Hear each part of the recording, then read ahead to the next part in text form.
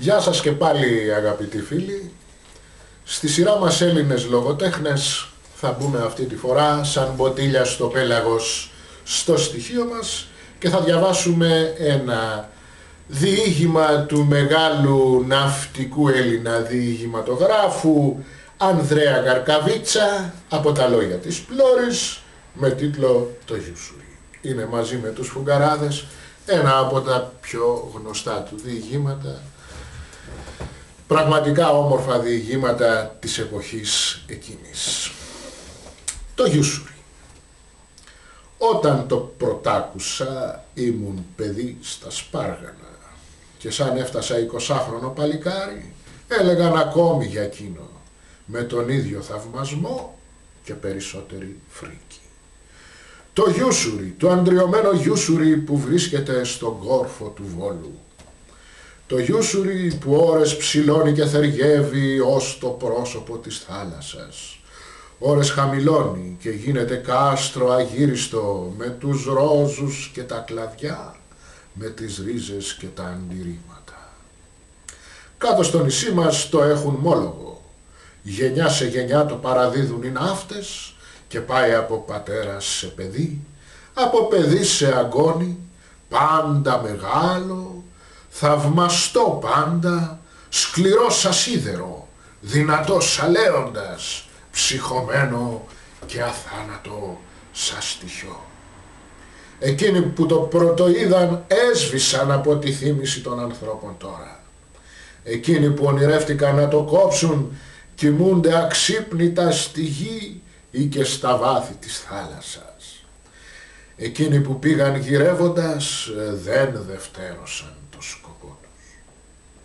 Έχει, σου λένε, κάτι τι πλάνο και πίβουλο και αλλάζει χρώματα και αλλάζει σχήματα και γλιστρά σαν χέλι και θεμελιώνεται σαν πύργος και φωσφορίζει σαν ωκεανόψαρο που λύνεται το σώμα με το πρώτο αντίκρισμα.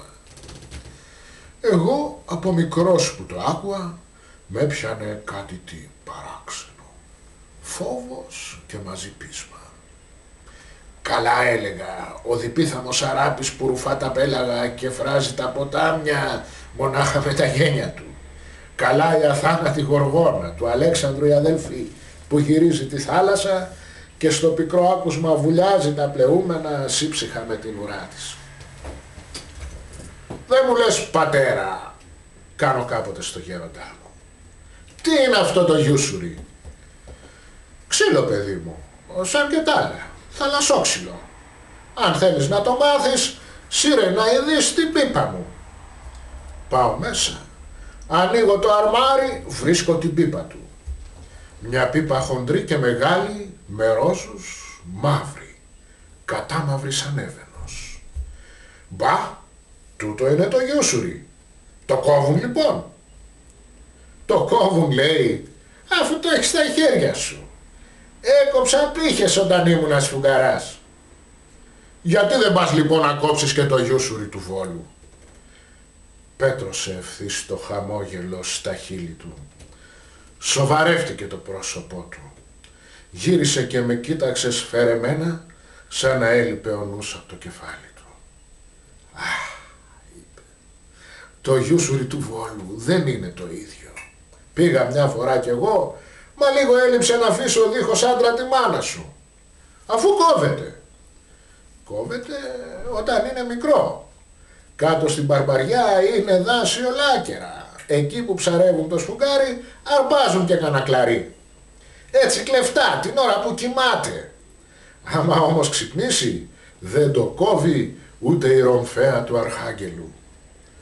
Το Γιούσουρι του Βόλου δεν κοιμάται. Κοιμάται. Μπορεί να κάνει δίχως ύπνο. Μα εκείνος στοίχιωσε πια. Ζει με τους αιώνες. Ποιος ξέρει από πότε. Να ειδείς των παλαβών τα κόκαλα πως κρέμονται σαν τους πολυελαίους απάνω του. Εγώ σαν μεγαλώσω θα πάω να το κόψω, είπα με πείσμα. Νόμιζα πως θα έλεγε όχι, πως θα φρόντιζε με 1000 να με εμποδίσει. Καλά, σαν μεγαλώσεις να πας, είπε με την πρώτη του απάθεια Τώρα που είσαι μικρός, σύρε να μάθεις τη θάλασσα. Πήγα και έμαθα τη θάλασσα. Ναυτόπουλο έγινα έπειτα ναύτης. Είδα φουρτούνες, χιονιές, αγριοκαίρια. Πήγα και με σφουγγαράδες στην Μπαρμπαριά. Μα και ναυτόπουλο και ναύτης και σφουγγαράς δεν ξέχασα το στοιχειωμένο γιούσουρι και το λόγο που έδωκα στον πατέρα μου. Κάποτε όταν μεγάλωσα ψάρευα το σφουγγάρι με τη μηχανή του καπετάν Στραπάτσου στον Έγρυπο. Δώσε πάνω, δώσε κάτω, φτάσαμε και στον όρμο του Βόλου. Τι λες καπετάνιο, κάνουμε την απόπειρα. Ποια? Πάμε να κόψουμε το γιούσουρι. Γελούσε ο καπετάν Στραπάτσος. Γέλασαν και οι άλλοι. Ρε τι λες μου κάνει, είσαι στα συγκαλά σου ή να στείλω τον παπά? Γιατί όχι, είμαστε αδέξιοι εμείς. Μωρέ κοίτα να βγάλουμε το καρβέλι και άφησε τα όνειρα. Δεν απελπίστηκα. Θα τον καταφέρω στο ύστερο σκέφτηκα. Και αλήθεια έδωκα πήρα, τον κατάφερα μια Κυριακή που δεν ψαρεύανε. Τι λες, πάμε, του κάνω. Πού θες? Για το γιούσουρι. Και ποιος θα βουτήξει? Εγώ βουτάω, γι' αυτό ρωτάς? Πήγαμε τέλος. Κοιτάζω με το γυαλί στον πάτο. Πουθενά γιούσουρι. Φέρνω μια βόλτα, 2, 3, τίποτα. Άρχισα να απελπίζομαι. Μια απελπισία παράξενη. Τόσα χρόνια το ανάστανα στη φαντασία μου. Το έβλεπα μπροστά μου. Πάλευα μαζί του.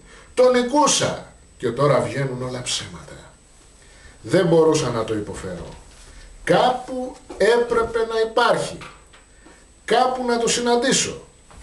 Θες κάτω στους βυθούς, θες πέρα στο ακρογιάλι, θες απάνω στα σύννεφα. Να το συναντήσω, να μετρηθώ μαζί του και ας με καταλύσει. Ας κρεμαστούν και τα δικά μου κόκαλα απάνω του, όπως και όλων των άλλων των παλαβών. Όχι όμως να μην το γνωρίσω ποτέ στη ζωή μου. Τότε γιατί έζησα τόσο καιρό? Γιατί έγινα 20χρονος? Γιατί έμαθα τη θάλασσα? Γιατί ανασκάλισα τους βυθούς? Μόνο για το καρβέλι? Αγαπητοί φίλοι, θα συνεχίσουμε στο δεύτερο μέρος.